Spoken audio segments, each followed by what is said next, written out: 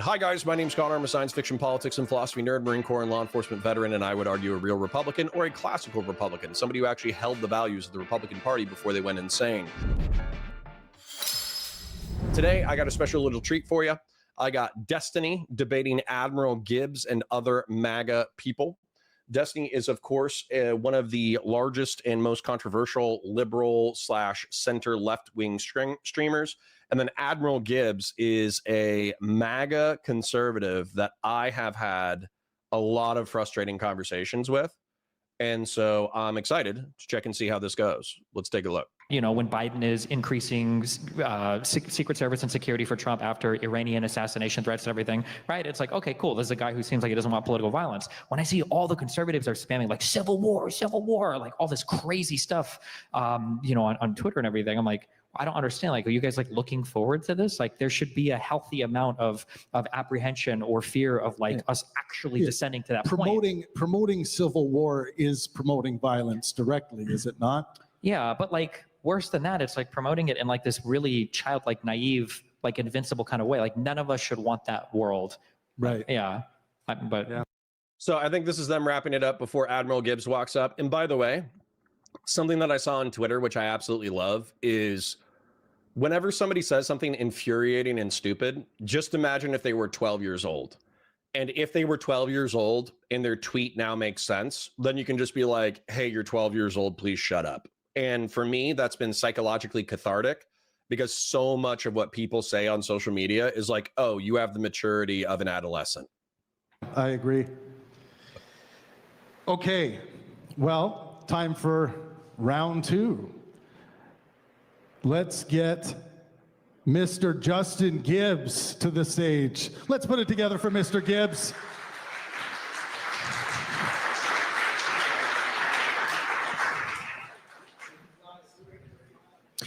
All right.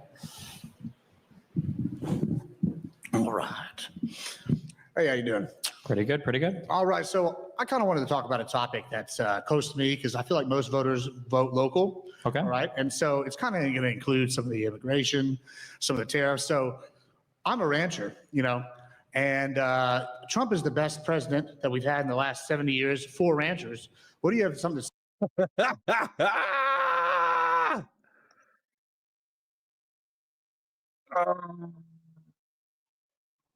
This is gonna hurt. Okay.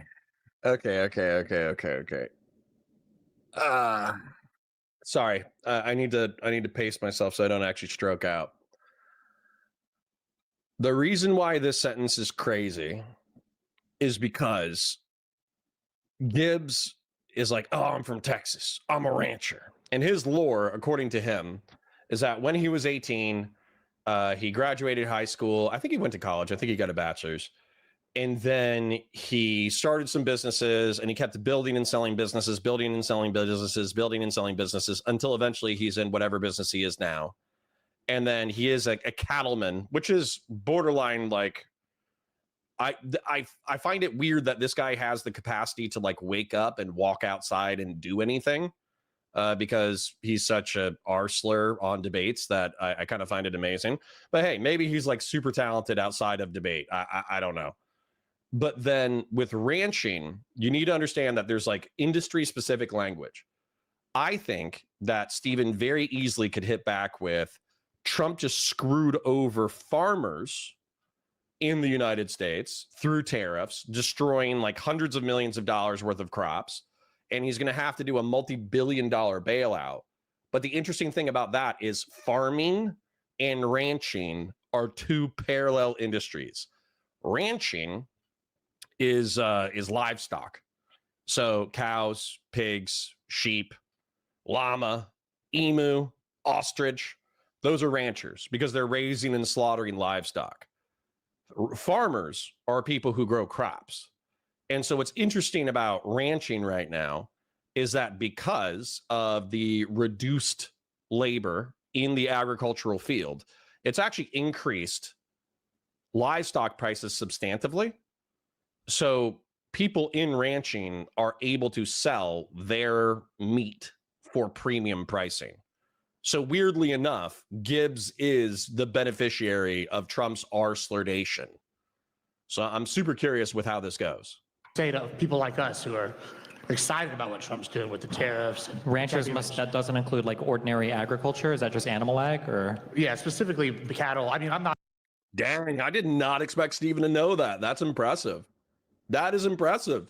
Not a farmer, so I can't speak to that, but I can speak to ranchers. Sure, because I know he's been horrible for farmers in his first term and right now in this term. The soybean thing that just happened with Venezuela, I think, was Well, really I mean, bad. part of that's also the overregulation with what they've done with alfalfa and they've done with grain. I mean, No, it was corn due to subsidies. Trump's tariffs and horrible negotiation Nah. skills and getting outplayed completely by China. Yeah. I mean, well, we can look with ranching due to gestation periods. We can see specifically that over the next 2 years, we're going to have a churn. We're going to go from being the lowest herds that we've ever had to actually starting to be able to grow again and be competitive in the market. And, you know, all these policies that Trump's put forth have been very beneficial to us. You know, the trade deal with the UK, Us. To specifically livestock. specifically being one, some of these other trade deals. So I'm happy that the rest of the economy is imploding, but Admiral Gibbs is doing good. That's awesome. Cutting out other countries like Paraguay, which was opened up with Biden. I mean, why do y'all hate ranchers? Why do I hate what? Why does the left seem to hate ranchers? Well, I don't know if the left hates ranchers. Trump hasn't made any trade deals with any countries yet, so I don't know what trade deals you're referring to when you talk about the UK or anybody. All Trump has done is increase the tariffs to basically every country on the planet right now, so I don't know how that's helping. Well, that's not true. The UK just agreed to get rid of restrictions and match USDA requirements regarding beef, and so they agreed to get rid of the restrictions on how much beef they've included. That's They, something I they know might for have a fact agreed in that's a happened. speech, but there hasn't been any like deal formalized yet. Like these are all like skeletons of plans. We're still waiting for something. Well, I mean, that's better than nothing. You just talked about how, you know, with the border, right? You just talked about how, oh, they just slapped the thing on there and then, you know, we haven't finished the job. You know, well, at least we got something started. Before it was just continuous bleeding. Would you agree that getting some kind of start is better than no start at all? No, because we're starting 1,000 feet behind the starting line because Trump started by tariffing the entire planet for no reason. Yeah, because they've been taking advantage of the great United They States. haven't been taking advantage of us. Yeah, Our economy absolutely. is destroying the rest of the world. We're the biggest economy on the planet. Yeah, exactly. So they should be paying for access to that. You know, Part of the exclusivity. reason why we're the biggest economy on the planet is because they don't have to pay for access. We have open and free trade. Yeah, but listen, you know, everybody wants to be a Walmart. That's great and all, but eventually Walmart has to up its cost if, you know, if there's no kind of, you know, benefits to them making money. You know what I'm saying? Like it's Part of the capitalism. reason why everybody wants to go to Walmart, though, is because everybody can go to Walmart. As soon as you start making it restrictive and you start putting tariffs and other people start counter-tariffing you, nobody wants to go to your place. Yeah, but whenever you have to pay all these different things with Walmart specifically, right? Like there's a reason why Walmart's closed down in certain neighborhoods due to crime. You guys are so mean. Wiki Ditron says fat ranchers are office workers. Conservative liberalism says Gibbs likely just rents out land. Let's be honest. The other thing he does, according to him, is set up point of sale operations that circumvent traditional ones where he can skim some money off. Probably not as sexy as saying you're a rancher, though. Listen, man, this is the thing. He has this like weird suit. He has like a shitload of collectibles behind him. Somebody was saying that his Instagram, I haven't stalked his Instagram, but somebody said that they stalked his Instagram and that he actually did seem to have quite a bit of wealth. So I'm not going to go out on a limb and be like, oh, he doesn't, you know, he's done nothing. Like he's probably done something. There's got to be some rationale to the madness of Admiral Gibbs dressed like a fucking plantation owner. Like a mix between Hugh Hefner and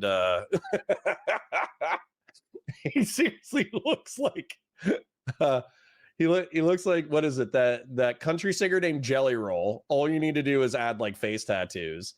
Then he looks like he's dressed like Hugh Hefner mixed with a plantation owner. So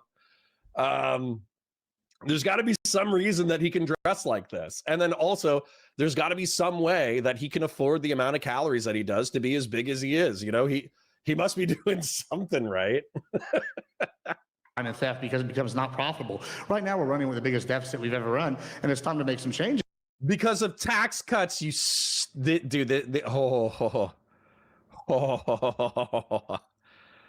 this is why I can't have a conversation with Gibbs. I actually felt like the blood pressure shoot up behind my eye, and I felt like the blood vessel inside my eyeball on the verge of collapsing. You know how Joe Biden talks sometimes, and then like his eye vessel would like explode and his eyeball would fill with blood? That almost happened to me just now. So we're running one of the worst deficits of all time. Tax cuts do not help deficits. Okay. And Donald Trump cut $10 billion from the federal budget, which, well, I guess Congress technically did it. Through the rescissions package, they cut 0.16% of the federal budget. If you actually cared about the deficit, you wouldn't support Trump. You have to be like wholly ignorant of federal economics to make the statement that Admiral Gibbs just made. I will try not to have a stroke live on stream. I will try not to fill up my eyeball with blood live on stream. And specifically with ag and ranching, we're actually seeing benefits and changes that are benefiting ranchers, especially with the border control. It's helping to stop the screwworm infestation in Mexico from coming here. If that comes to Mexico, the beef industry collapses completely because of the small herds. I mean, why would we not want this kind of security? Why wouldn't we want these trade deals to benefit Americans? We don't have any trade deals yet, so I can't really speak What to. do you mean we don't have trade deals? They're announcing trade deals all the time. Stuff is finalized. Yeah, we're always 2 weeks away from them. No, that's convenient. I mean, it's not always 2 weeks away. It is always 2 weeks away. That's why there's not a single trade deal. The UK trade deal is not done yet. I'm specifically citing the UK. They've already come back and said we're relaxing restrictions on beef. Yeah, Short says, my family owns a cattle ranch and our feed, mainly cottonseed and corn and fertilizer for hay fields. Prices have skyrocketed since Trump was elected, which I'm assuming, Short, so correct me if I'm wrong.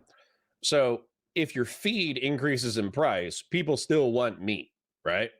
So your inputs have increasing cost, which means that your outputs have to increase in cost, which means that you can charge more for cattle. Now, if you charge more for cattle once they're slaughtered, then I assume that you're going to have to build in like an additional premium, expecting increase in cost, because you don't just want to charge exactly what the market rate is right now. Because if you charge exactly what the market rate is right now, you're just going to have to increase next week, increase next week, increase next week. So it's almost better to hike the price by, let's say that you experience like a 8% or 10% increase in inputs. Then you would charge a 20% increase in profits, expecting that slowly but surely the market is going to chip away at your profit margin. So it might be temporarily beneficial in the short term, but in the long term, it's probably screwing with the market. Now, that's just my instinct. That's just a read on the business as it is. That's the only way that I could see that Gibbs is saying like, oh, I'm actually making money hand over fist right now. That's the only way that I could see what he's saying being true. But also Admiral Gibbs could be a fucking liar. So if there's other variables that I'm not considering, please tell me. American beef, we're going to match American. That's a change. That's like, maybe it's not a formalized trade deal, but whenever it's accomplished a goal, that's basically essentially a trade deal in all but name. Yeah, the name is important. That's why it's called a deal. Yeah, but like if I were to tell you that like I have a mortgage on my house, like I'm good to go, like I've got everything done except the bank just hasn't like signed it yet. Well, that doesn't mean anything then, right? Sure, but if I go buy a car cash, if I go in there and I'm like, hey, I want this jalopy, and they're like, hey, okay, cool, and I give them $2,000 or whatever, and they give me the car, and I don't have to sign anything except for the title. I mean, that's the same thing. Yeah, but if they didn't give you the title, you wouldn't feel like you own the car, right? I mean, maybe, depends. You would give them all the cash, you drive out. And this is what I'm trying to say, whereas argumentation sucks so much ass. It's borderline. He's 12. He's 12. With the car, you'd leave the title at the car dealership? Yeah, but maybe if I get the car dealership, I mean, I would say if they're really getting rid of the restrictions and I have the title, that's the same as the title. It's basically essentially the same. Yeah, the reality of the situation is that Trump has just been horrible for trade in every respect. I don't know how anybody who likes free trade or thinks that trade is beneficial to the United States. It's Vorpal says, nothing quite like listening to Connor while getting ready for work. Thanks for being entertaining. I try, man. I try. Quick shill, like the stream, share it with your friends, engage with chat, super chats if you got them, memberships if you got them. Parasocially love you. Thanks for hanging out. great to sit here and try to say, oh, we're pro-free trade, we're pro-capitalist, and that's like, you have this idea that all the people on the right are just these anarcho-capitalists, which isn't true. We want trade that's going to benefit us, and right now we've been taking advantage of it. Sorry. Phylactery says, Phylactery says, Hugh Hefner, you mean huge heifer? I see the play on words. I would not have thought of that in a million years. Especially in the beef Why do we industry. think we've been taken advantage of? Well, because I know for a fact that the reason we're losing beef, we've had beef cattle herds go further down, is because other countries have taken over our market. Under the Biden administration, we've not been able to compete fairly at the international level. We have all sorts of border problems because we have all these different diseases come up into the cattle farm. You think that beef failed under the Biden and the corn admin? subsidies have been a problem. How did Biden make beef fail in a way that Trump didn't protect in Well, the that's first 4 easy. years? Well, one, Trump has already got rid of some of the subsidies, like the corn subsidies. He's cracked down on illegal immigration. So, if Wait.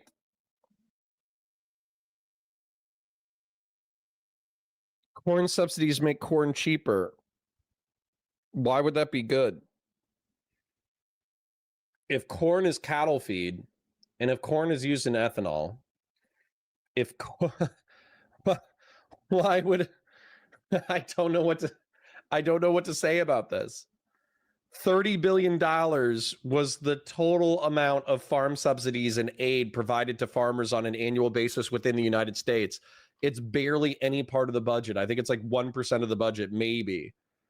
And why would eliminating subsidies that increase costs be a good thing? Again, this is where, like, I don't know what to do here. I don't know what to do because you don't understand what words mean.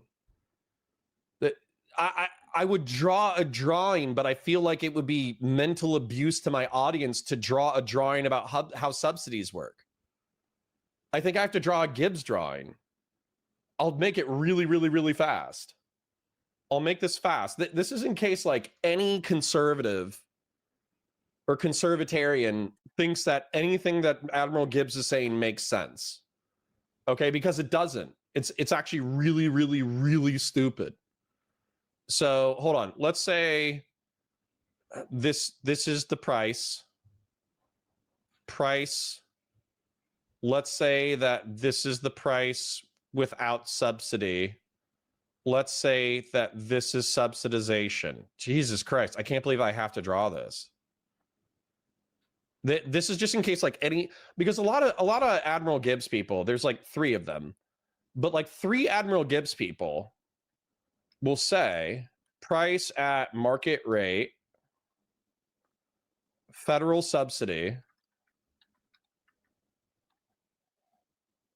and then price with subsidy. This should be like the most obvious thing in the world, but somehow it's not. What is wrong with these people? What is wrong with these people? And so the whole point that I'm trying to make here, which is very, very, very simple, is effectively that subsidies reduce prices. Now you can argue like, oh, well, I don't want my taxes going to subsidies. Like we should only compete within the market. But again, I think you're an idiot, because the truth is that it's almost nothing. It's 1% per year in order to guarantee that we have a strong agricultural market. Why do you give a fuck about 1% of the federal budget going to secure food for people in the United States? Why is that a problem? And the answer is they're going to have this really, really stupid, because I've had this argument before. They're going to have this really, really stupid thing where they're like, well, my industry doesn't get a subsidy. And it's like, well, your industry probably doesn't need a subsidy. So I'm sorry that I have to draw this. How subsidies work. A subsidy just means like the federal government pays some money in order to reduce the price of something within the market to make it more accessible. That's all that means.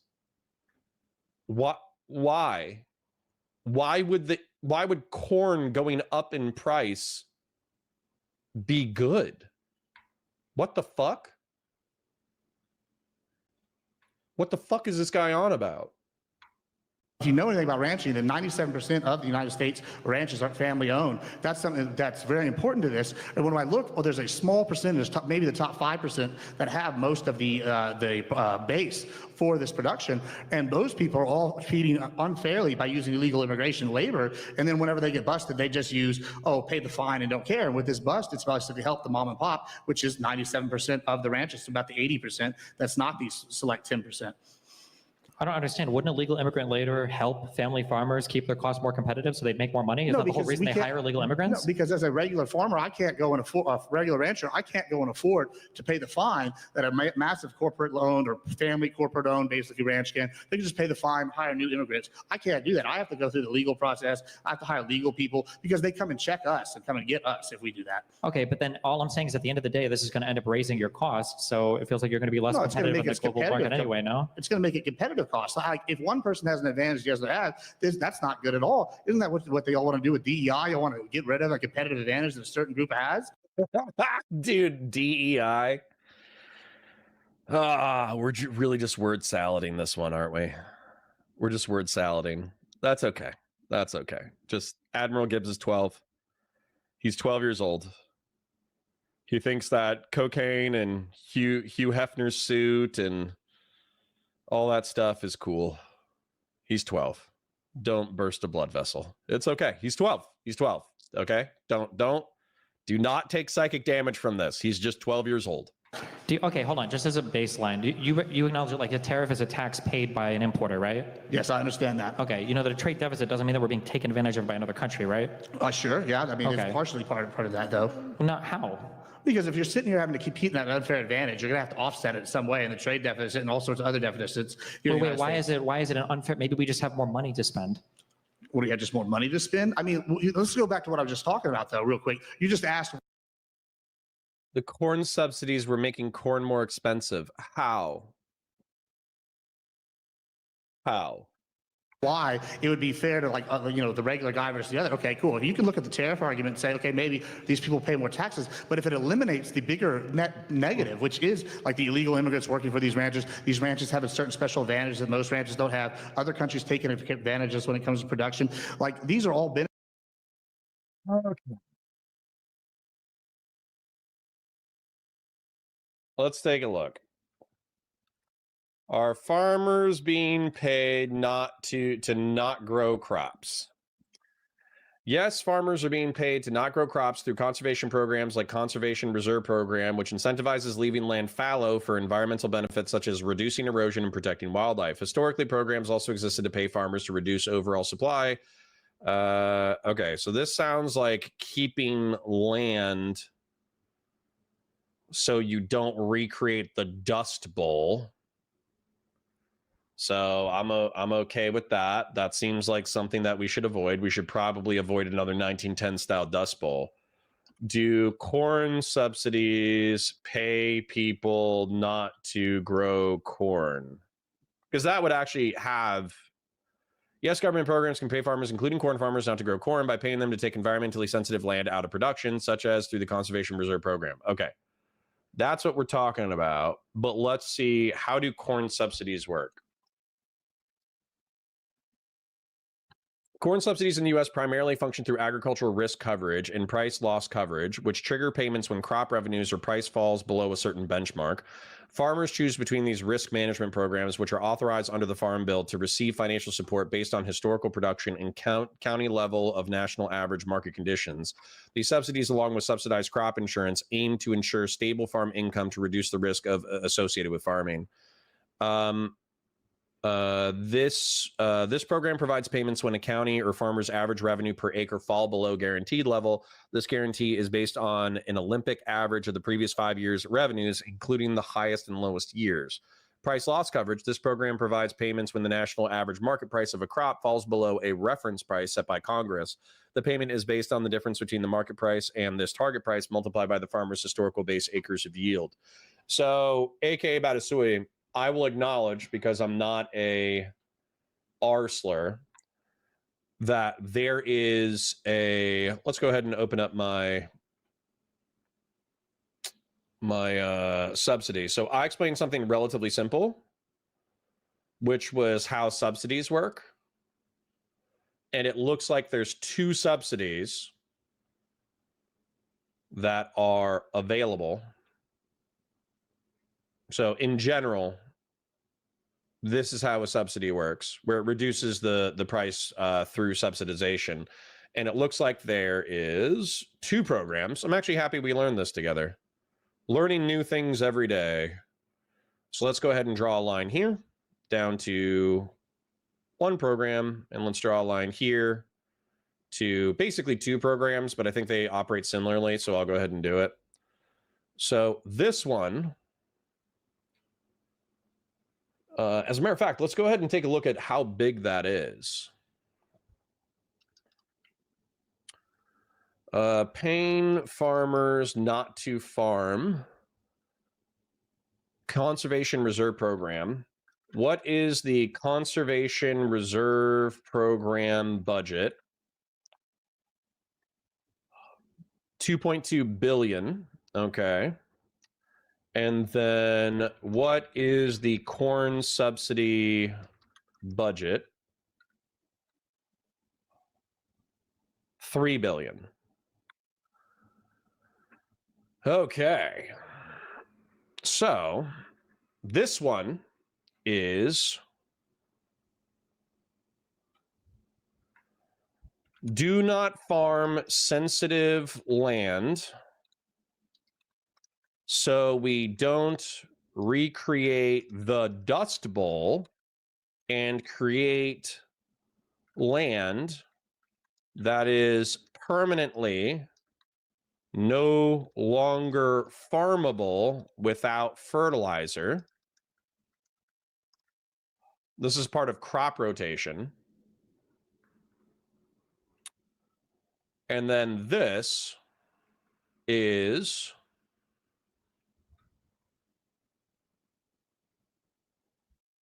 if you don't make as much money, as predicted by 5 years of previous sales, the government will bail you out so you don't go bankrupt. And it looks like this one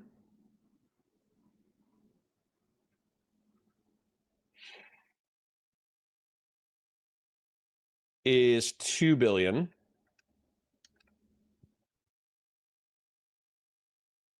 And this one is 3 billion. But you understand how ending either one of these programs is effing R-slurred? Like, I hope you understand that ending either one of these is incredibly stupid. Because with this one, if you let farmers just farm however they want to farm, but then they destroy the land to the point that you can no longer grow shit on that, you'll have a temporary benefit of growing more crops, but you'll have a permanent loss once that ground goes fallow. Matter of fact, let's go ahead and take a look at the definition of fallow. Fallow definition. Plowed or harrowed but left unsown for a period in order to restore its fertility as part of a crop rotation or to avoid surplus production.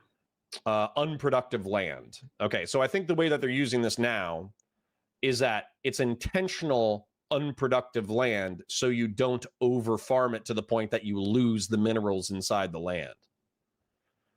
Okay? So that's the point of this, so you don't create a new Dust Bowl. Then this is to make sure that farmers don't go bankrupt. Ending this program would temporarily reduce prices through increase in farming. Ending this one would just make farmers go bankrupt. And this one is environmentally R-slurred. So either way, I find this to be incredibly effing stupid. It's the nicest way that I can put that. Benefits that we've gained since Trump has taken office that was on a steady decline under the last like 3 or 4 presidents. When you say other countries are taking advantage of us because they can sell us things for cheap, I think that's like a truism that's just given, but it doesn't really logically follow. Inflation is increasing again at a faster rate than it was before. Our trade deficit is exploding. Trump did absolutely nothing to bring it down. Now we're paying a whole new category of tax that we barely paid before, which is the tariffs. We're having to bail out our soybean farmers now because we just got cracked over the head with China and Venezuela. Like the idea that there's all this help coming through because he closed the border, although apparently 25 million illegals are already in here. Like, I don't see where the help is. I could give you an example though, right? So this is kind of the like bait and switch that the leftist seems to like to do, right? First of all, I go, oh, tariffs are all bad. And then I want to bring up other things like the trade deals and you'll say, oh, they don't happen. But when I say it, go, oh, hey, look, the UK is now matching American standards. It's a little bit of a bait and switch because you go, oh, they haven't taken advantage of. Then I go and look at Europe and I go look at Australia and I go look at, the UK, and they have all these extra standards on beef that restricts us and doesn't allow us to sell over there in their markets.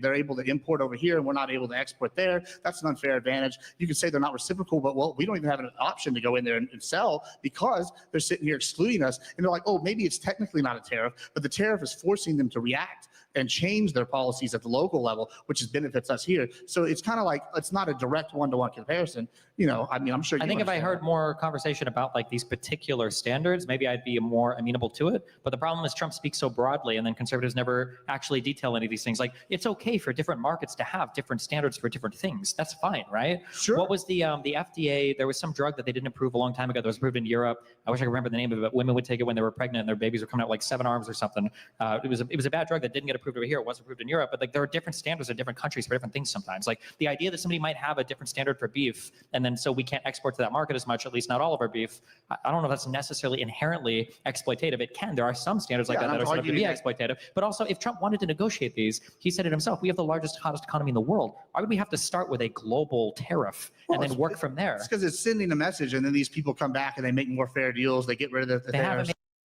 It's just Avi with the super chat. Thank you for the $2, bud. Appreciate you.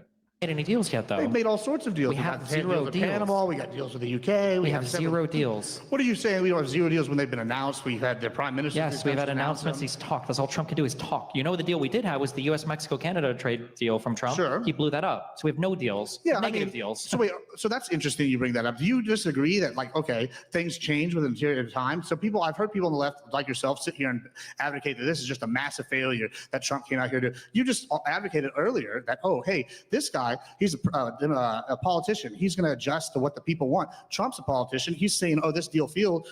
Let's adjust. Let's get something new in there. Let's do something else. Now he's trying the stick instead of the carrot, and it seems to be working. It's not working, though. Inflation is increasing. Our exports and import markets are hurt right now. The treasury yields are. Yep. Zena says, how Connor feels about democracy is how I feel about capitalism. It's the worst economic system in the world, except for all the others. Right. Which is why I'm an advocate for mixed economy capitalism. So effectively, take the energy of capitalism, which is abundant, creative destruction, tax it at a reasonable rate, especially at the upper echelons, use those taxes in order to ameliorate, which is a large word, but in order to reduce the suffering that capitalism causes. That for me, until we figure out through technology, through automation, through robot slaves, endless robot slaves, until we figure out how to effectively like mine the asteroid belt for so much metal and so much rare earth minerals and metals that we can build an endless army of robots. Until we figure that out, then mixed economy capitalism is going to be the model. We can move to decommodification and of basic human needs and workers owning the means of production when we effectively eliminate the need for human labor.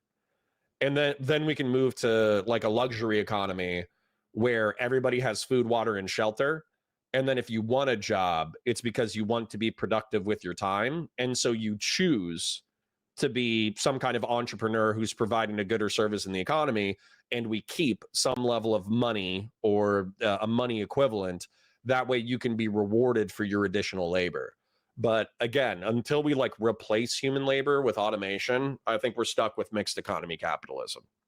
Increasing, the world economy is losing faith in the United States. Like basically every conceivable metric, we're worse off than we were before. The budget is out of control. The one big beautiful bill massively. Our government is being shut down again. Like everything is failing. I don't know where all the success is coming from. Like I said, I can point specifically to the beef industry as one of the industries that is growing. And this is kind of the misnomer I think y'all are talking about. Somebody pointed out in chat as well that because of drought, there was a massive culling about 2 years ago. And so what's happening is the beef industry is recovering from that cull. And so the growth in the beef supply that Admiral Gibbs is talking about is not necessarily some like heaven sent Trump policy that has increased, beef production. It's actually just the natural recovery from the drought from a few years ago. I remember reading about the drought too, because there were like entire herds that had to be put down. The service industry, a service industry nation for a while now, and it looks like we're trying to move back to more of a manufacturing and production nation. And I think this is one of the major ones. If the beef industry fails, that's a national security crisis. Like first thing that happens if you lose your food supply, and that's going to be a bad thing. Cheeseburgers are the only food supply in the United States? You act like that's funny. That's a good one though. But here's the thing: like I used to be able to go get a thing of fajitas, some skirt steak, a couple pounds of it, 99 cents a pound. Now it's $14 a pound, right? And that's crazy and it's bad, and that's due to exactly because the Biden era policies under soy, the Biden-era policies under alfalfa, the Biden-era policies under corn. All these subsidies made people switch, and all of a sudden now we didn't have feed, herds shrunk. We had these unfair deals with these other countries, and now, hey, if we have this screwworm infestation and have a porous border, which we know a porous border causes infestations of these screwworms and other kind of diseases into our beef market. If we don't have this secured, it's going to be bad. And under Biden, we didn't have any of that. And under Trump, we've secured it, just like the gentleman that just went before me said, and you agreed. So, like, how can you say this is a net bad for some of these industries when we're in a transitionary period? Well, if we're transitioning backwards, I guess it's a net good if we're trying to regress economically and security-wise. But like, if you care about national security, Trump has been worse on national security in like almost every conceivable metric. Wait, do you think going backwards into production and manufacturing is actually you think that's going backwards? I guess is what you're saying. When people speak derogatorily about like service type economies and then they want to step back into manufacturing, that's a regression. See, I disagree. I hear a lot of people, I guess they want to go backwards to a time where they had more money in their pocket.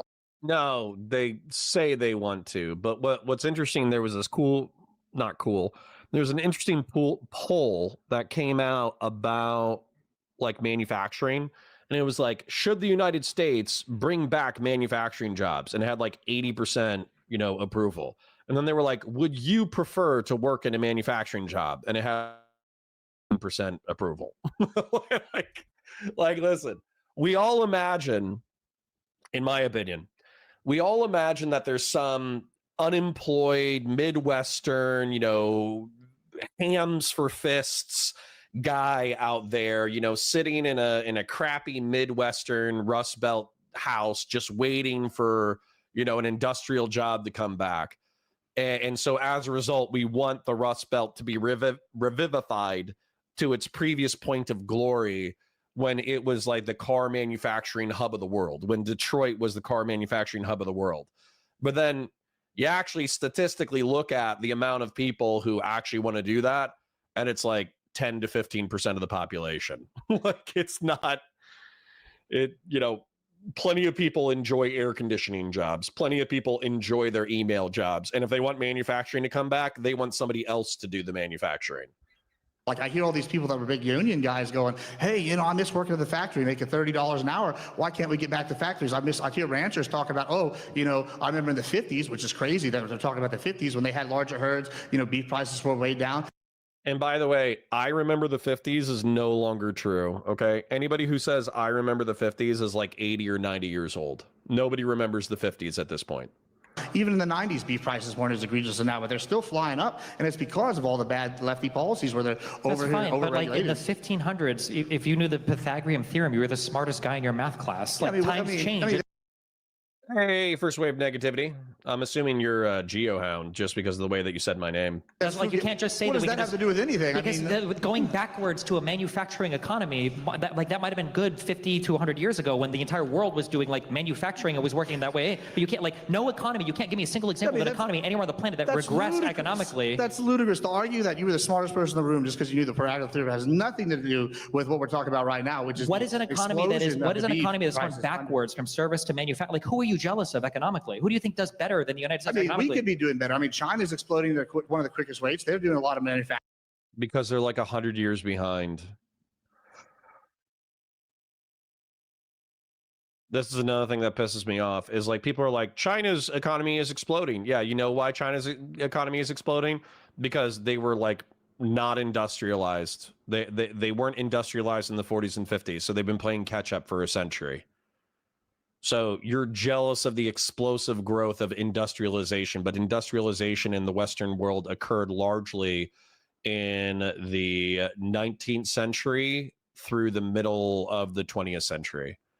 So that's when we were building cities. That's when we were building cars. That's when we had massive factories. That's when we were building bombers. That's when we were building, engineering marvels like the Golden Gate Bridge and the Hoover Dam and this, that, the other.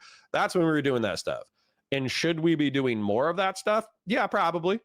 That's what the abundance movement is about. The abundance movement is about building the next generation of American infrastructure in order to make sure that not only do we stay competitive in the world, but also we build what's necessary for the future.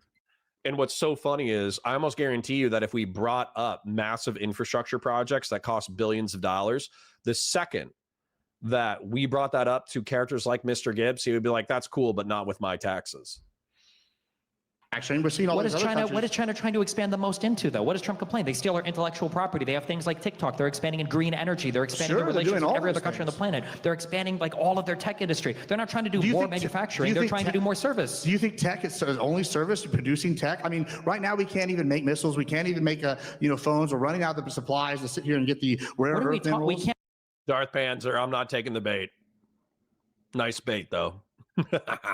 Make missiles. Yeah, we don't have the We tech. literally bombed like Iranian Sure. nuclear plants, and they didn't even know about it until Trump went on the Yeah, that's media and with made what an we already announcement about had. it. We already had those. Okay, I'm so we can bomb.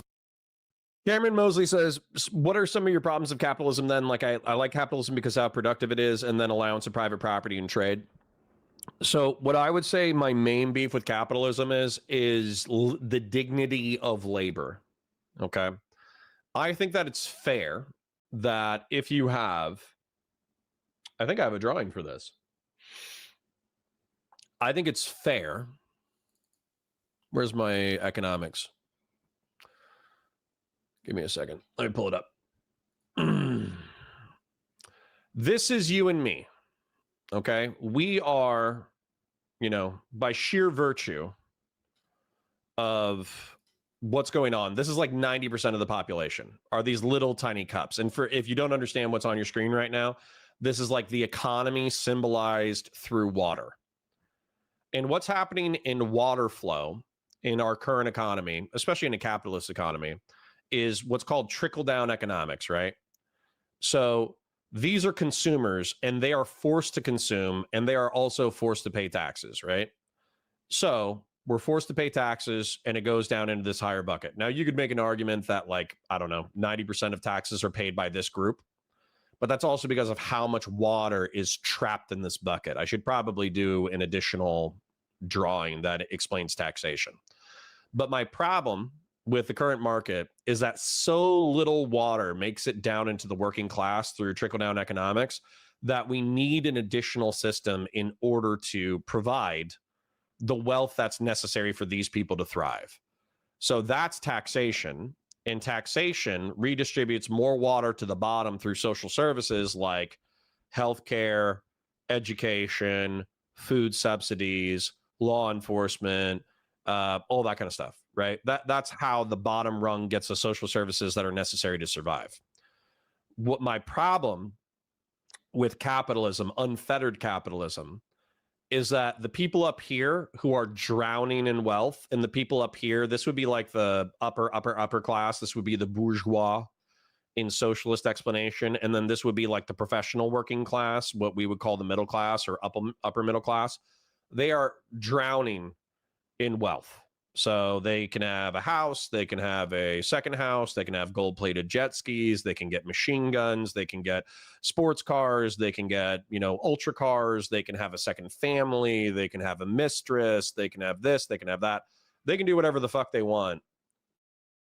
Meanwhile, these people, the working class folks, are effectively working 40 to 60 hours a week, and then they're barely able to pay their bills.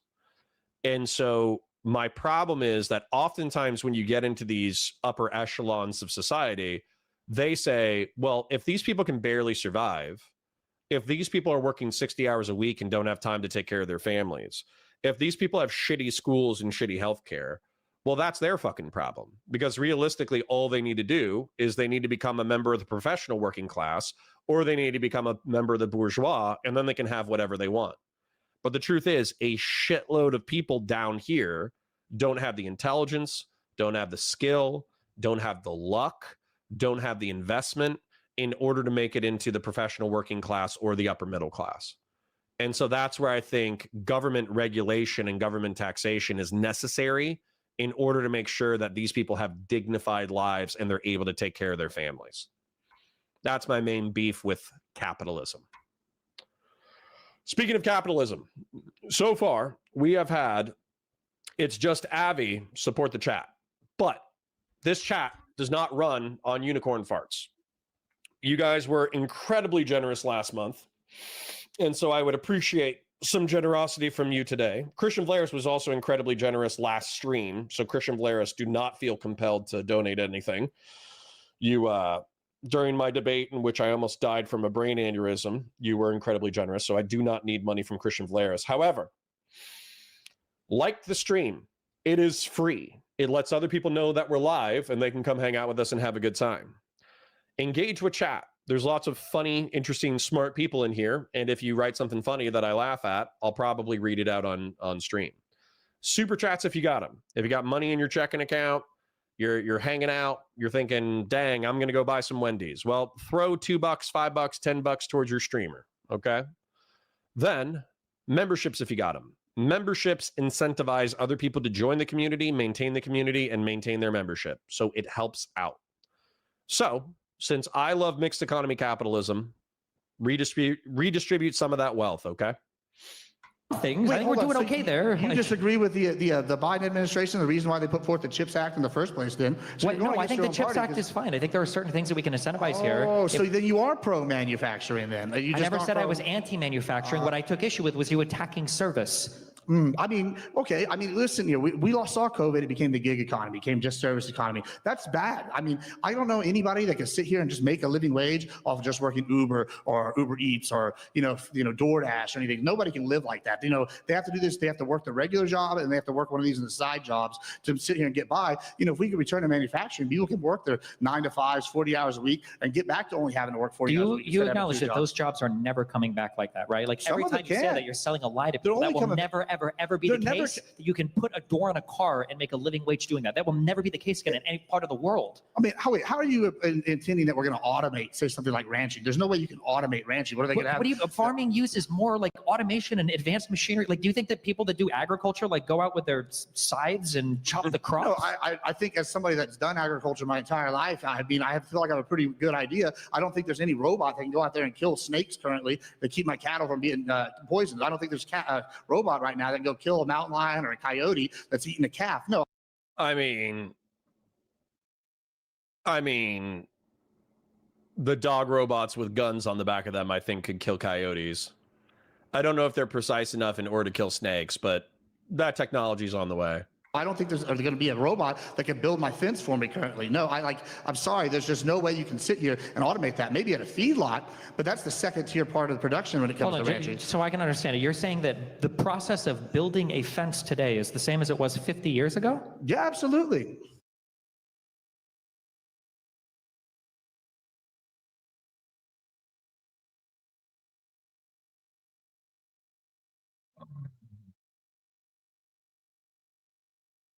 Listen, a lot of people are just going to get post hole diggers and dig posts and post posts, and that's how they're going to repair their fence. You've probably had that technology since 50 years ago. However, when you're talking about installing a fence, that's just not true. There's mechanical post hole diggers. There's mechanical fence layers. Matter of fact, fuck it. I'm just going to show that Gibbs is a fucking arsler, okay?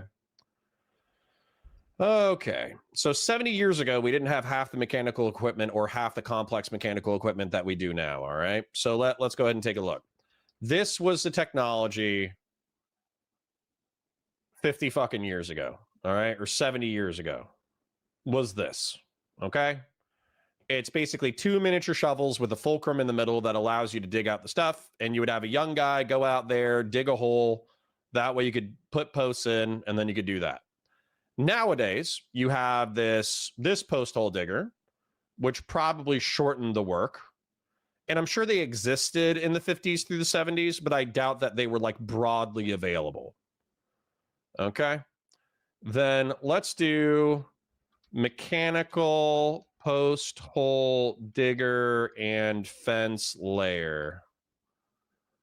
So we have the post hole digger, that's mechanical. But that's not the one I'm looking for.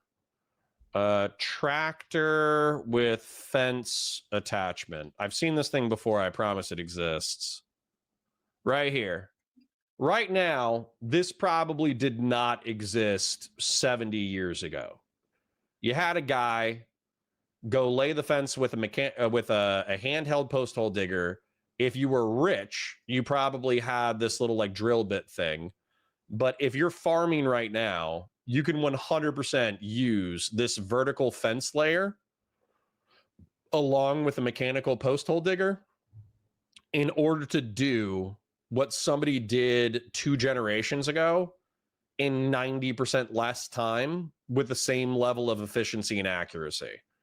So this is one of the things, like, Admiral Gibbs is 12. Okay. Admiral Gibbs is 12 because what he said is just incorrect, but he said it confidently. So a bunch of people on his side are going to be like, damn, Admiral Gibbs is owning Destiny right now. But what he said is just not true. And he should know it's not true, but he's going to pretend that it's true for the sake of trying to win the argument. Very frustrating. Okay, that's not my experience on any of this, but okay. I mean, the only difference is maybe we have a post hole digger so we can do it faster. I mean, even then, that's still something that's been around 30 years. Okay, when it comes to manufacturing things, there's never going to be a world where we have like the old, like the Detroits, like the car manufacturing plants, where like an ordinary person can do. So what you're saying is we need to spend 50% of GDP on old people, smiley face. I'll address that when I get back. Hold that thought. I'm going to use the restroom. I'll be back. Sorry that you have to take psychic damage without me. Kind of like, what about aerospace? What about just like we were talking about chips manufacturing? Even aerospace. I mean, look, these are all like robot automated jobs. Shipbuilding, that's another one we need. China's outbeating us in shipbuilding. There's all these different industries that are definitely going to be having to be built here if we build the tariffs, and it is transitory. And you think that we're going to go back to a world where you've got people that are manually putting these things together and making a living wage doing it? We're going to be competitive with the rest of the world on this? Yeah, absolutely. In fact, I think we're going to be able to be more competitive because lately with the service economy, what do we make? We make nothing. And when you make nothing, you're worth nothing. What do you mean by you make nothing? I mean, if you're just the service industry, if you're only able to sit here, say you're a waiter at a restaurant, right? That's service industry. You would agree with that? Yeah, but okay. Like people also consider like programmers like service. I mean, yeah, there's gonna be a lot. Let's say you're a waiter at a restaurant, for example, right? The only way you have to sit here and serve that burger, that $8 burger you were talking about, is if someone's able to make the beef, to get the beef there, and then they produce it, they like manufacture it, they feed it, all this good stuff, butcher it. You have to have all these different lines in the line of production in order for the service industry to work. But what you're proposing is, let's just kill the beef industry. We don't need that going forward. We're gonna sit here and just import this beef, and then, if we ever have any kind of trade problems with these people and they cut it off, suddenly now the service worker's out of job because they can't get beef for their So do you think place. like Microsoft is like a nothing company? I mean, you think Microsoft is a service company, or do you think they're a production company? Because they're both. What do you mean by, what do you consider production? I mean, they're building computers. Do you think they're building computers? They build Does software. Microsoft build computers? I mean, they used to. I mean, I'm not sure if they do. I'm thinking they have Azure. They're like servers and stuff that you can rent space out of, but this is all like service electronic stuff, and they do like software, or like Amazon, AWS is like software. Like, you think it's like fake stuff? I mean, I guess software would be service, but I mean, just because you have that doesn't mean you don't need HP building it, or like Texas Instruments building TI-83s, or Texas Instruments building computers, or all sorts of companies. Like, is there an example of any other country on the planet that has gone back to, or whose economy that you think we should emulate, who's doing better than us, who does less service and more manufacturing? Why would we want to emulate another country when we're the world leaders? I feel like we should lead the way and go back to manufacturing. Do you see what you just said? We should lead the way and go back? Yeah, like, exactly. Because what's going on right now is not working. What was going on was we were dominating the entire world economy. We came out of COVID stronger and better than every other economy on the planet. Since what do you mean? Since when? I mean, it's arguably the whole reason why I think Mr. Pangburn over here brought up Hassan earlier as a joke. I mean, Hassan's always talked about multipolarity. I mean, if anything, the multipolarity people are getting stronger because we're sitting here not doing manufacturing. We're the weakest we've been in 200 years almost.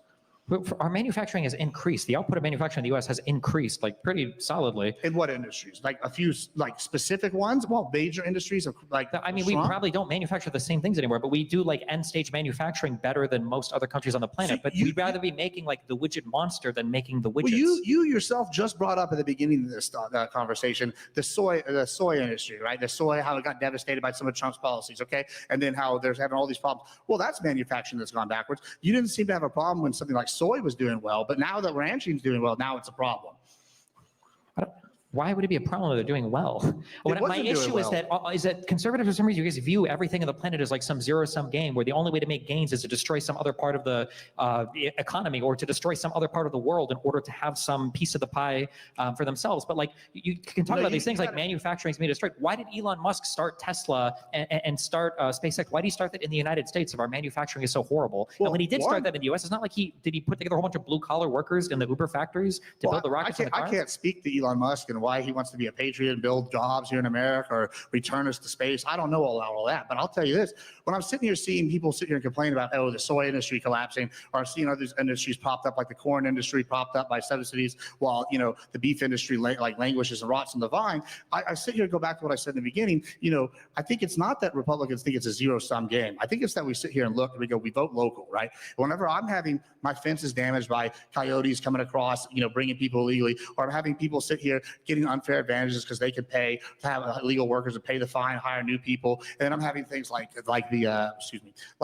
you know, other countries sit here have unfair regulations that we can't compete with while we have tariffs on our beef or numbers. I think it's pretty clear that the left, for the last 20 years at least, hasn't cared about people like me. And so when I go and vote, you know, I don't know, it's kind of like a big FU all of a sudden when we're doing good and everybody else is like, oh no, it's so bad. And it's like, I mean, you can say that, but like the reality is on every single issue listed, Trump has failed, will continue to fail, and by the end of his term will have failed on every single one of those issues. Costs are Okay, so I don't know what psychic damage that you took over the past several minutes, but I'm happy that I wasn't here for it, because otherwise I would be hurting just as bad as you guys are.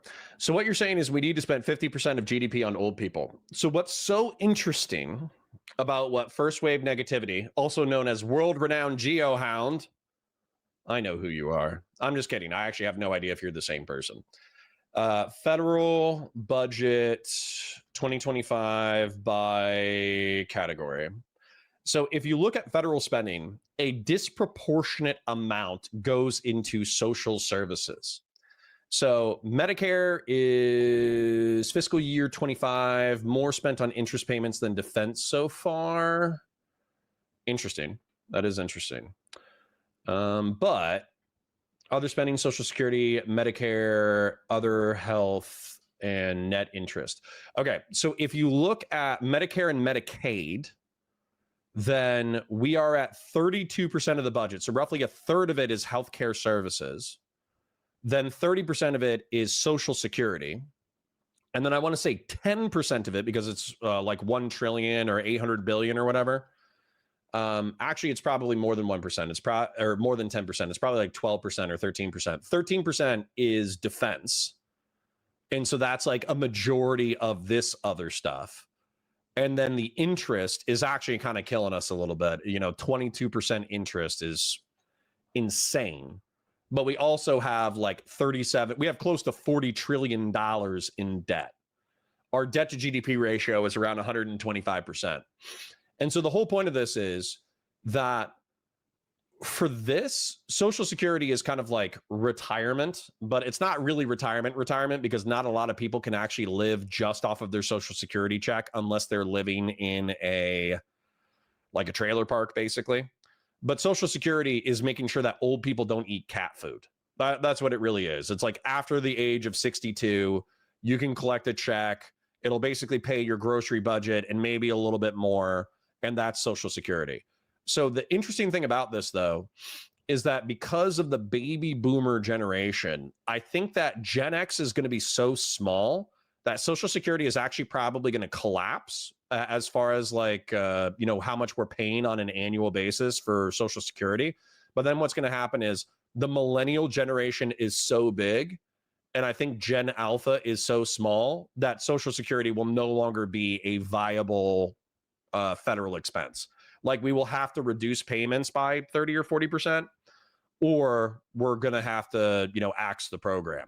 So that's where the question kind of becomes like, how are we going to manage this economic model? And we haven't really answered that question, because the solution from the baby boomers so far has been, let's kick the can down the road until we're dead, and we'll let the millennials figure it out. So I have lots of ideas, but I don't want to bore you to death. So let's go back to taking psychic damage. I also see a lot of people have donated. I promise I will get to your super chats, and I parasocially love you for donating.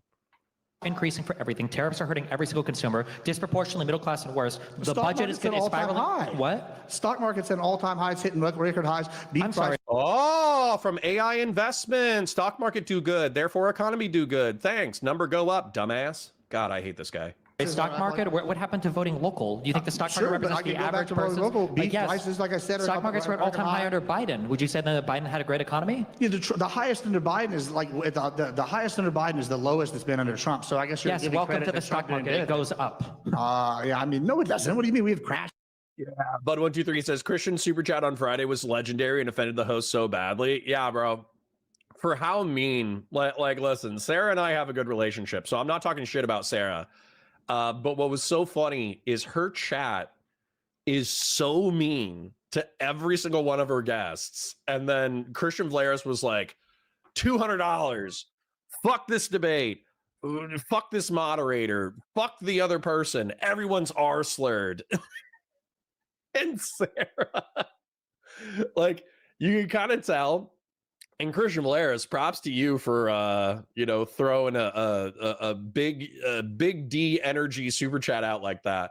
But basically what happened was, I think Sarah was mildly offended that she was getting, called a bad moderator. And then I think it was super funny because that guy was like acting super confident. Cooley or Koozie or whatever his name was acting super confident. And I think it kind of was like an indication of like, fuck you, $200, go fuck yourself. That was kind of awesome. I'm not going to lie. So Christian Vlaris, thank you for that. Thank you for that support. Gen X says, strong arm us G's for $10. I will. And thank you for the donation. Sapien Green for 100 DKK. Is a fat rancher like a skinny cook? Well, that's what a lot of people have said, is that if you're fat as a rancher, it means you're not doing the menial labor anymore. It's kind of funny. All the time. Yeah, and then it goes up. The last like 3 or 4 years of Obama's presidency was all-time highs before Trump came in.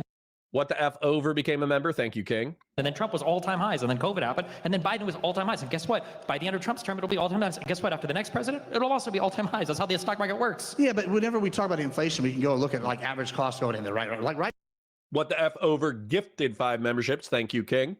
now with beef, like I said, it's going to take 2 years for things to like level out and the cost to be passed on to consumers and it go down. But if we continue under the same policies, when the beef prices are just going to keep flying up, as soon as it's going to be $30 for your $8 burger at the rate it's going. We're at an all-time high for beef prices. Yeah, it's great for a seller's market, but it's really bad for everybody else. And so when I'm sitting here looking at what you're saying, yeah, gas right now where I'm at, it's like $2.30, right? I'm sure it's higher in some places like California. Why don't we look at where it's higher and where it's lower? And it's clear that the places with more regulation are way, way higher. So at the end of Trump's term, when inflation is higher than it should be, when costs are higher than they should be, are we still going to blame Biden for that? Because inflation is higher now. It's coming higher and higher and hotter than it should have been.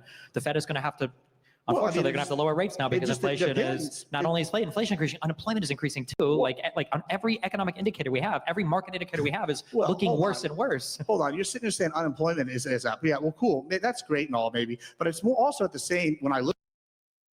Shave Dog Butt says, I got super omega triggered by Gibbs. He's clearly never driven a fence post in his life and doesn't know shit about working on a ranch. Bro, that's where I have to assume what a lot of people are saying is that he has to be an owner. That's what I'm getting from, because there's a few ag people in my chat and they're like, there's no way that if you were a rancher and you were clearing out stalls and moving cattle around and doing the vet care and driving the vehicles and repairing the fences and all that kind of shit, there's just no way that this dude would be this fat and this soft. And so they're saying that he's an owner. Now, I don't know. Maybe Admiral Gibbs could show us a video of him out there, digging post holes, repairing fences, doing all that kind of crap. But Shave Dog Butt is saying that I got super omega triggered because he's clearly never driven a fence post in his life and doesn't know smack about working on a ranch. I would love this. Okay, listen, I have every reason in the world to not believe Gibbs. I think Gibbs has shown himself to be dishonest. I think he's shown himself to be kind of stupid. I think he's shown himself to kind of be so dumb. It's amazing that he has any wealth whatsoever. However, I don't know enough about his personal life or how he accumulated his wealth to really challenge him on all this stuff. And so as a result, I would frankly love to see Admiral Gibbs be challenged in, via debate on what he actually does on the ranch by a real rancher. Because, basically, like for me, like a military guy, let's say a military guy came out and he said like, oh yeah, I was a ranger and I did this and I was a part of this special operation and I was a part of this special operation. Well, I know enough about like military history and units that I could be like, oh, okay, you were a ranger. Were you like a bat boy, meaning that like you were actually part of 75th Ranger Regiment, or do you mean that you got a ranger tab from Ranger School? Because a lot of people like to say that they're rangers, but they were never a part of the 75th Ranger Regiment. They just went to like a hardcore survival school. And then a lot of people would be like, oh yeah, I just got tabbed. I didn't serve with 75th. Okay, well, we already know that you're kind of taking advantage of people's ignorance in order to pretend that you're cooler than you were. Okay, now this operation was done by Marines, where 90% of the forces were Marines, like Marja or Fallujah. So what part of, like, what unit were you a part of, and what did you actually do during the operation? Okay, now this operation was in 2003. This operation was in 2007. How long were you in the service? And then if they say they were a part of 2 special operations, but they were only in the service for like 4 years, then that wouldn't be possible. And if they're like, oh, I only did 2 years, well, then you know that you're just dealing with a liar. So that's the kind of stuff where, like, with military stuff or law enforcement stuff, I feel comfortable prodding somebody's personal history in order to show that they're a liar.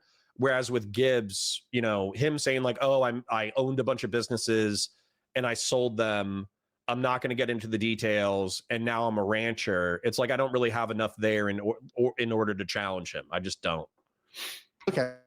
Unemployment's great for all these people, and then you find out, oh, well, they included all these people that worked like 18 hours a week as employed and whatnot. Like, that's ridiculous. That's not employment. Well, that's not how unemployment is calculated. Yeah, it was under one of the things. No, it wasn't. That's why under the Biden, they keep having to revise the job reports. We figured out they're lying. And there's just no trust from the left right now. Y'all lied about his health. Y'all lied about jobs reports repeatedly. Yeah. We know for a fact. Well, there's no trust from the left because Trump himself will openly lie about everything. This is something I can look like. I'm not even a super huge pro-MAGA guy. I'm like a Texas Republican. We don't trust big government. And then when AF Racing asked an important question. Horse people, is there a speed faster than Gallop?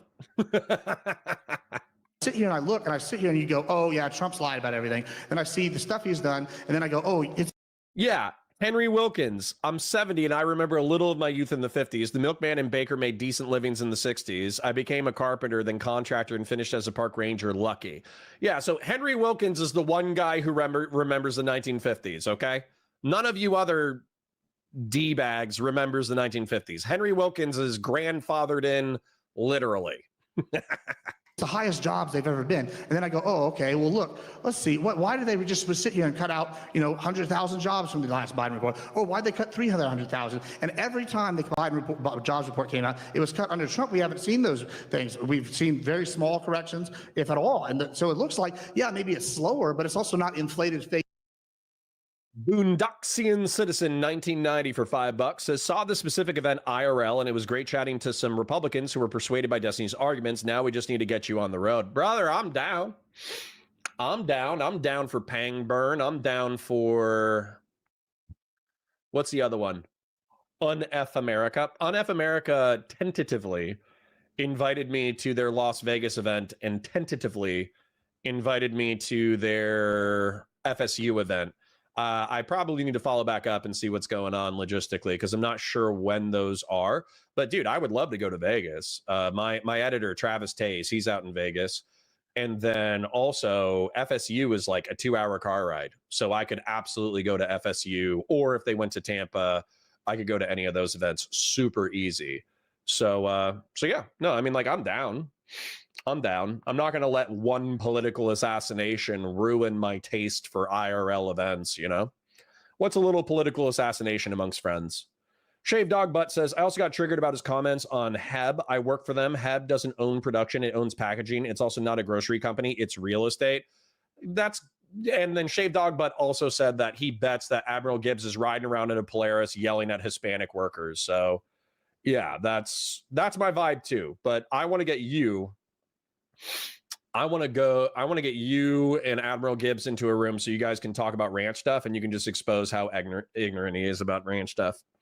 I went to the Houston event. Did you take a pic with Destiny? I think you're asking the other chat of that. Shave Dog Butt says, Heb buys all the land around their stores and leases the land to other firms. That's where their money comes from. I gotcha. Well, that's another thing that somebody was saying was that Gibbs is probably a property owner where he took the capital, bought the land, leased it to other ranchers, and then now he says he's a rancher. So, AKA Badasui for 5 says, if this works, thank the snowman gift card that's been in my drawer for 3 years. Never mind, I can change which card it charges. Yay. Well, it did work, AKA Badasui, so thank you for the donation. I appreciate you, King. Numbers the way that you're pertaining, like, you know, putting out there. So you believe the numbers under Trump, but you don't believe the numbers under Biden? I'm just saying, if they're from the same agencies, you know, like, I You mean, believe the numbers under Trump, but you don't believe the numbers under Biden? no, what I'm saying, well, hold on. The Biden numbers under Biden that I'm quoting are the same numbers that came out. First, he put one out for the jobs report, and then several times, each time under Biden, those jobs reports got revised. Do you disagree with that? Yeah, job report revisions are pretty common. Yeah. They have Okay, yeah, and when they're substantial, and you go all the whole time, hey, buddy, this is the high. Henry Wilkins says, who is this Gibbs guy? Does his mom dress him? Does not look like any rancher around here in New Mexico. Listen, man, he likes to be a pimp. That's what he says. He says that he's rich enough that he can get Instagram e-girls. He likes to do cocaine. He likes to go out on his boat. He likes to do this. He likes to do that. And his story, I mean, correct me if I'm wrong, but his story is, I made my first business when I was 18. I was successful. I rolled that into another business, another business, another business. I consecutively sold off my businesses, and then I became a rancher, and now I'm a rancher. That's his origin story. And then I ask him, like, you know, details on it. He's like, oh, well, I don't want to share more details. And it's like, okay. See, and here's the thing. This is the reason why it kind of smells like bullshit to me. And I'm not saying it's totally bullshit. I'm just saying why I think it's bullshit. Is because you could ask me what I did in the military, and I would say, okay, I did supply and logistics. And you're like, how did you actually do your job? And I could outline my entire job for you. I could be like, well, in my first unit, I was a clerk, so I ordered stuff in order to get it in for a radio battalion, actually technically a radio repair company. And so as a result, we just got in various electronic stuff in order to repair radios. And that's what we did all the time. We actually just repaired radios and ordered stuff in order to repair radios. That was my first job. My second job was property accounting in Iraq, where I was doing there's something called a CMR and a MAL. There's 2 reports that are property accounting reports, and one of them was never updated. And so I spent 7 months updating one report with the transactions from the other report. And it actually took me 7 months to get clean books. And then we turned over clean books to the new unit. And then the new unit fucked up the books within 48 hours. So it was like a waste of my life because I spent 7 months fixing the books, and the next person who came in fucked them up within a day. That was a little bit stressful. Then I went to California, and California, I'm not going to lie, I was basically like a supervisor who clicked between like 3 different reports for, 8 hours a day. And then I walked around trying to do the property accounting reports that I did in Iraq, but that unit was so jacked up that just by doing an inventory, I couldn't even figure out what was going on because the property reports were so bad. Nobody knew the equipment we had because they had gotten so much equipment in and put so much equipment out that nobody knew what we had.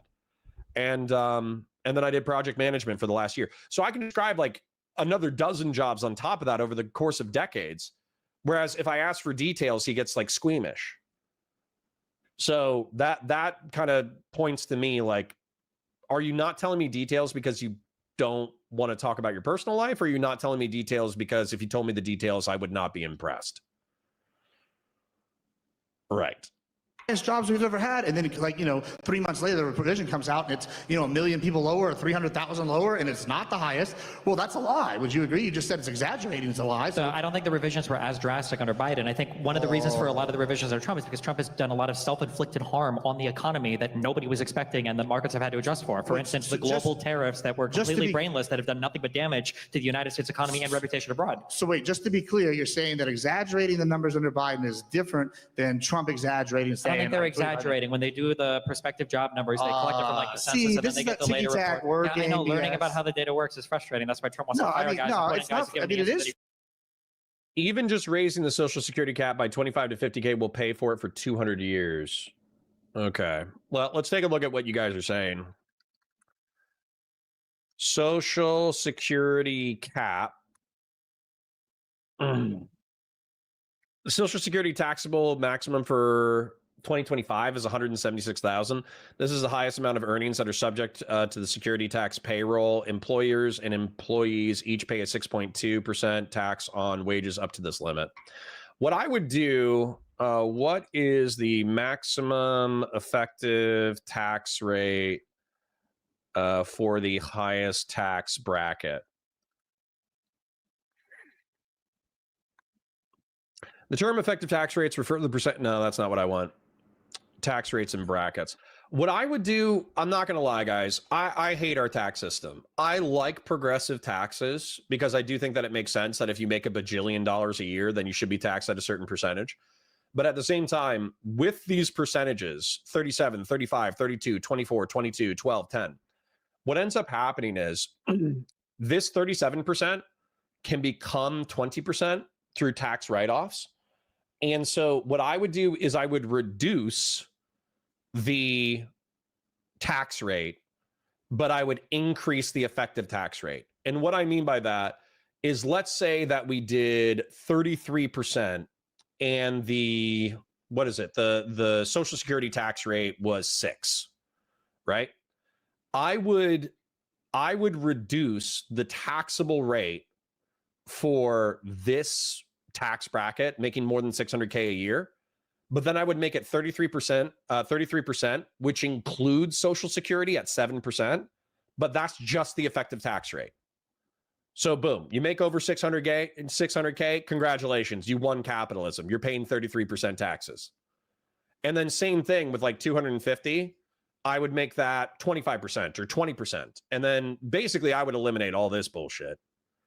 I would put 100K and under at 10%, but that's your effective tax rate unless you literally make no money to the point that the government is giving you money.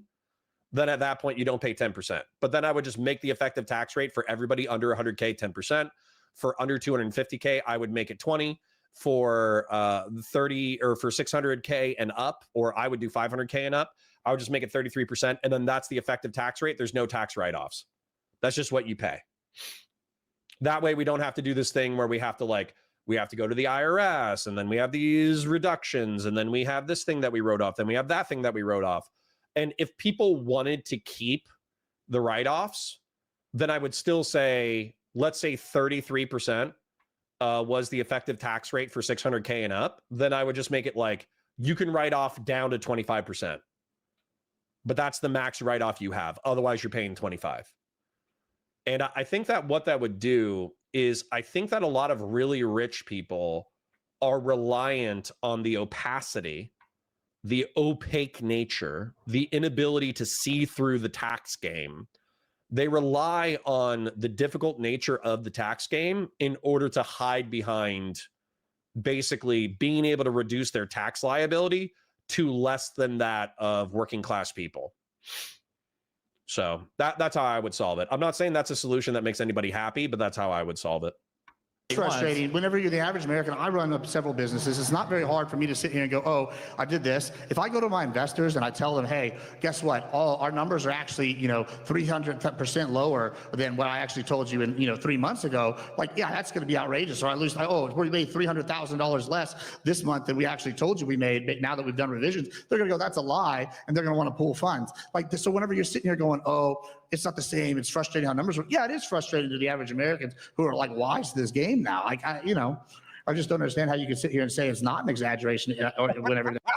Sapien Green says, we just need to invent a Matrix-style VR world, put the elderly in pods, and feed them bugs. Good God. That's because they do revisions, because the first numbers they get are different than after they verify them on the second batch.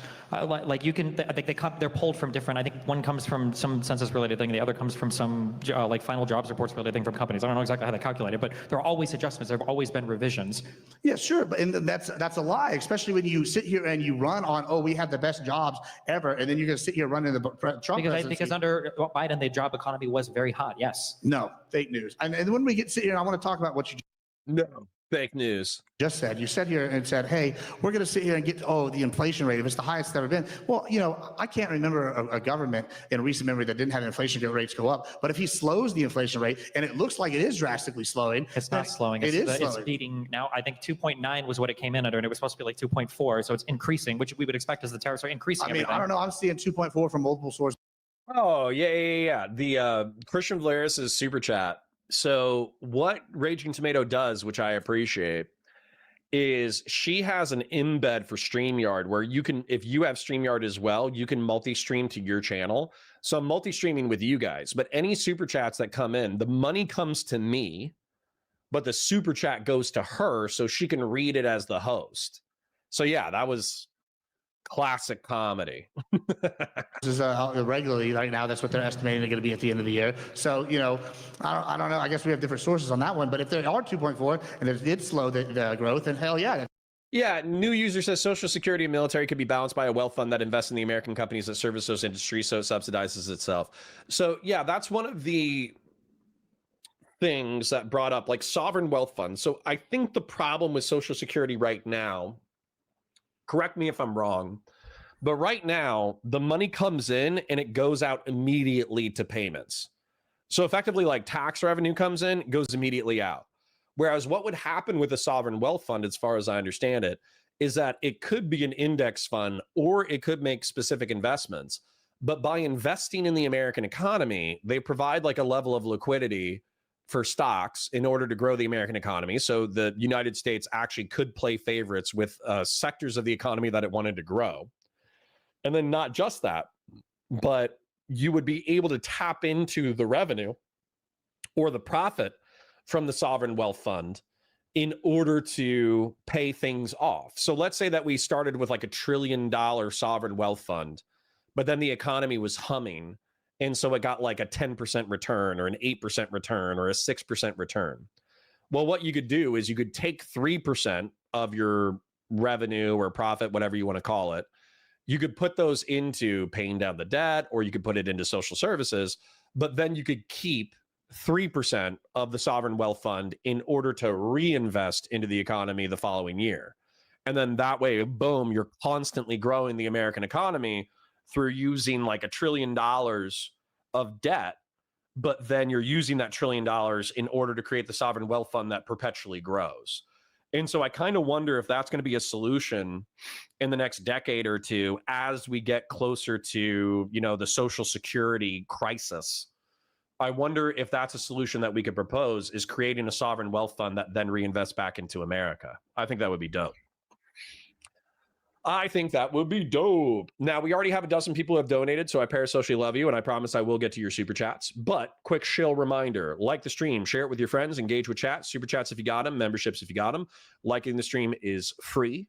Talking in chat is free, and it's cool. There's lots of smart, interesting, cool people in the Counterpoints chat. I think we have disproportionately one of the smartest chats in Twitch and YouTube politics.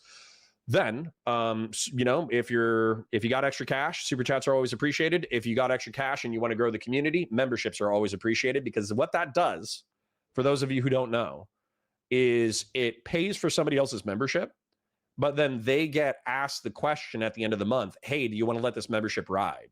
And then as a result, they're paying $5 a month in order to hang out in the Counterpoints chat, not because they're compelled to, but because they want to, which I think is based. That's exactly what we want, isn't it? I mean, if the inflation is coming in hotter than we would expect it to, and it's coming in hotter for literally no reason besides the fact that Trump is adding costs to everything by tariffing the entire world for no reason, I think, no, that's not what we want. We had an economic contraction for quarter one for absolutely no reason. 2.9% is bad. Whenever Biden came in, we had a 25% to 50% increase almost inflation. Where was the Biden inflation from? What was the Biden inflation from? Yeah. It's terrible mismanagement, all these different industries. What was the Biden? Sorry, this is unironically why I fucking hate Gibbs. The terrible mismanagement of all these things. Okay. I'm going to do a drawing because fuck Gibbs. If we're going to sit here and we're going to take psychic damage from listening to Gibbs, then we're actually going to learn shit together, okay? So somebody can correct me if they think that I'm wrong, but I think this is 100% correct. So there are different kinds of inflation, but one of the key drivers of inflation is going to be decrease in economic productivity and increase in money supply. So, and people honestly, like if you're an econ guy and there's different kinds of inflation and you want to leave the descriptions, I will update this drawing with the other kinds of inflation, increase in money supply. And so what we did is we did both of these during COVID. It was the worst economic disaster since the Great Depression. And the only reason why it wasn't worse was because we used stimulus so people wouldn't have to eat their fucking pets. That's the only reason why you're like, damn, that the worst economic incident since the Great Depression, I didn't have to eat my dogs. I survived just fine. The only reason why you survive just fine is because of stimulus. Okay. So this is one of the main causers of inflation, is these two variables. And then, so sorry, real quick, because what ends up happening is with the reduction in economic activity, and then sorry, maybe I should put in equals. I think it's going to be an increase in demand for goods, increase in demand for goods while having less real economic activity. And I think this is why inflation was so bad, especially during the COVID recovery period, was because the economy always operates on a lag. Okay, so whatever we do now is going to operate on a lag. And that's part of the reason why I'm scared about construction prices increasing. Construction and agriculture. The reason why I'm so worried about it is because I just don't know how much of our labor force we actually deported. I just don't know. And so saying like, oh, Biden is the one who caused inflation is crazy. Biden probably didn't help with the American Rescue Plan and all that kind of stuff, but that might have been necessary to make sure that people didn't starve to death. But I will remind you that not only did people like predict horrible inflation as a result of the COVID stimulus, but Donald Trump insisted that his name go on the checks. So that's where, for me, like any Trumper who doesn't acknowledge this, they're an economic illiterate moron. They're a dipshit. They should not be talking about politics. They should not be talking about economics. They should not be talking about any of this crap, because effectively they're not actually engaging with what happened during COVID. All that they're really doing is they're playing partisan hackery in order to make their side feel good.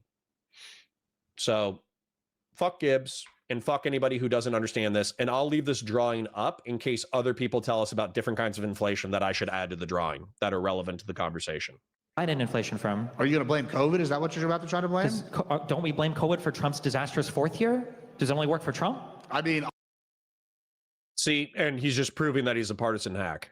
I'm not sitting here. I'm making claims based off what I'm seeing. Wait, where do you think the majority of the inflation happened due to under Biden's administration? Yeah, I would argue that, all the extra checks got sent out. I didn't even like it when Trump sent out checks. But whenever they're sending out all these checks, yeah, that's going to drastically inflate things. Whenever you have people send out, all these different checks going out and no one has to work and you can just go spend money like play money, of course the prices of inflation is going to go up. Do you disagree?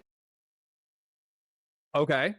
So Gibbs admits that a substantive decrease in economic productivity and an increase in money supply is going to lead to inflation. We're like 70% of the way there. Excellent. I didn't even expect to get this far. Now, does he realize that not everybody was doing cocaine, banging Instagram e-whores on their boat during COVID? Or does he just think that that's what happened during COVID? Was everybody got to go hang out on their boats? What does he think happened to regular working class people during the COVID lockdowns? Shave Dog Butt says, I spent several Texas summers driving fence posts by hand. Gibbs has never done that in his life. Well, I want to see you challenge him on that. So we had COVID was a huge thing, right? We had to do some kind of stimulus for the economy. And then we also had the Ukraine war breakout, which did a lot for shipping and prices of stuff globally. And grain, yep. We also had the Red Sea crisis, absolutely. As well, for a bit, right? So he had to deal with those two things. For the most part, by the end of his term, inflation was, I think it was sub 3 points. When Trump came in, Everything was running fine. We had an economic contraction in Q1 for no reason. I mean- and now we've had inflation starting to tick upwards again for no reason. If we look historically throughout, I would argue that inflation is ticking up because we removed 40% of the, or removed or intimidated 40% of our construction force and 40% of our agricultural force. Some people estimate it's between 25 and 40% of the labor in construction and agriculture are illegal labor, like illegal immigrants. So I would argue that by doing the mass deportations, we've increased prices in both ag and construction. That's where I'm presuming a lot of the inflation would be coming from right now. And a matter of fact, let me go ahead and draw that, because that's a different inflationary pressure. So this would be the first one. Let me go ahead and draw a second one. This would be like labor related inflation, although I guess I'm not going to have room if you guys have a different kind. So we have a decrease in labor, which is going to increase output cost. So decrease in labor force, increase in labor cost, which is going to equal inflation. And this one is going to be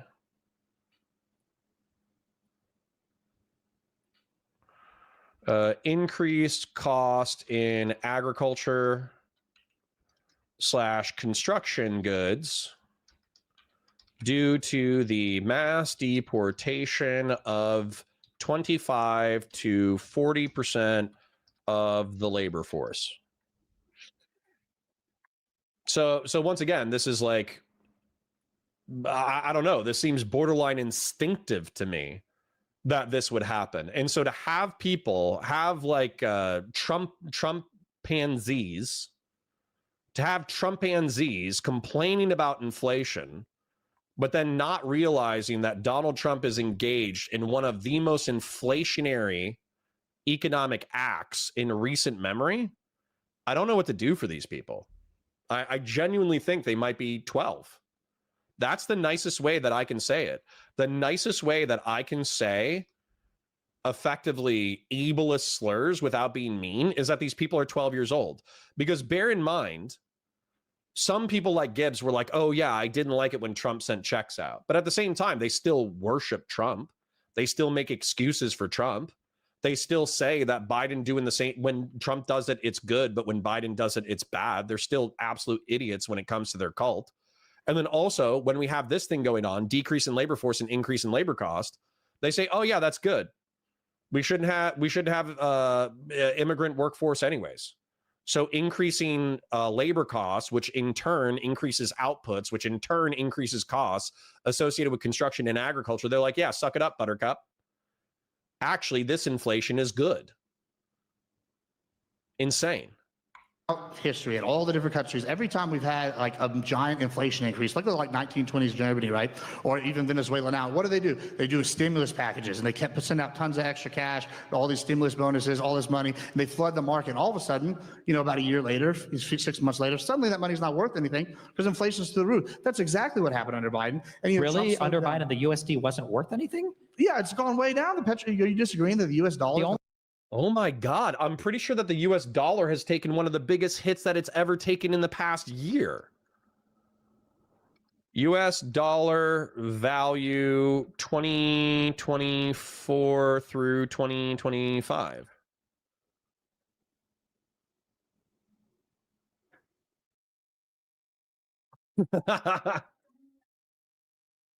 Dude, we've taken a 10% hit in the past year.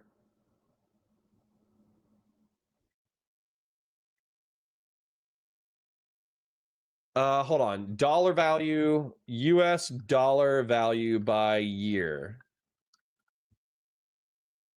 Look at this. Look at this. The dollar was at its strongest in 1895. And then it probably hit a little bit of a peak in the late 19th century and the early 20th century, and then it's been going down ever since. Now, there's of course, like, you shouldn't use the value of the dollar as an exclusive understanding of like how economics works, because of course, like, purchasing power just means that you would have more money, right? So if wages go up while the purchasing power of the dollar goes down, as long as wages match purchasing power, the working class is still okay. But if you're looking at this, change in the US dollar index in the first half of 1980, every year since 1986, 2025 is the worst performing year since 1986. So once again, Gibbs saying shit wrong confidently is very annoying. Only thing that was damaging faith in the U.S. dollar was Trump's crazy tariff plan. No, that's not true. It's The U.S. dollar's been on the decline for like 15 absolutely. Christian Valeris for 100 insane donation. I hope that promotion is treating you well, King. Here is to adding cholesterol to Gibbs's heart. Yeah, now I have to not die before Gibbs. Thanks for the pressure.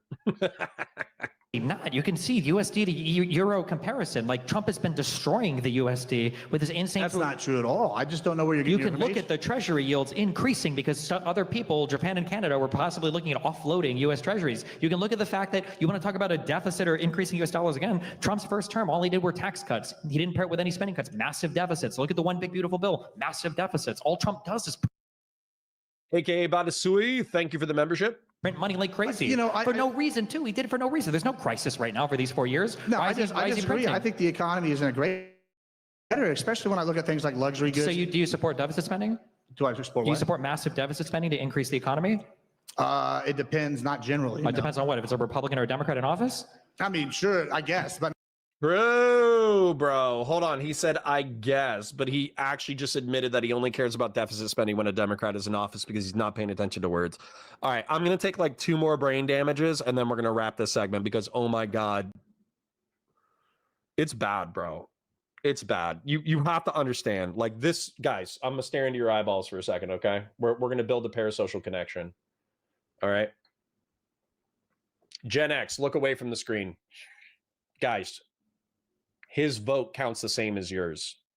His lack of knowledge counts the same as yours. His historical illiteracy counts the same as yours. Him not understanding subsidies counts the same as yours. He is every bit as much an American citizen as you. Doesn't that suck? Like I get it. Democracy, the worst form of government except for all the other ones. I say that all the time, which somebody said is another way of saying that democracy is the best form of government. Okay. But republicanism, ideally, republicanism is representative democracy with rule of law. Rule of law means we establish the Constitution of the United States, and then therefore we abide by these rules, and these rules are difficult to change because we think they're good rules. That's a core tenet of republicanism. Another part of republicanism is representative democracy, where Gibbs, because he's a moron, only gets to vote for a representative who is supposed to be smarter than Gibbs, who then puts in decent policy at the congressional level. Unfortunately, though, we're in a state in our nation where our representatives are almost as stupid as our people. So actually, in a lot of regards, I think Trump is probably dumber and more senile than the average person. It's a tough spot, guys. We're in a tough spot. All right? We're in a tough spot. Straighterade and Sherry called me a mall cop, and I called them the C word. So, whoops. Whoops. All right. Bye. Mwah.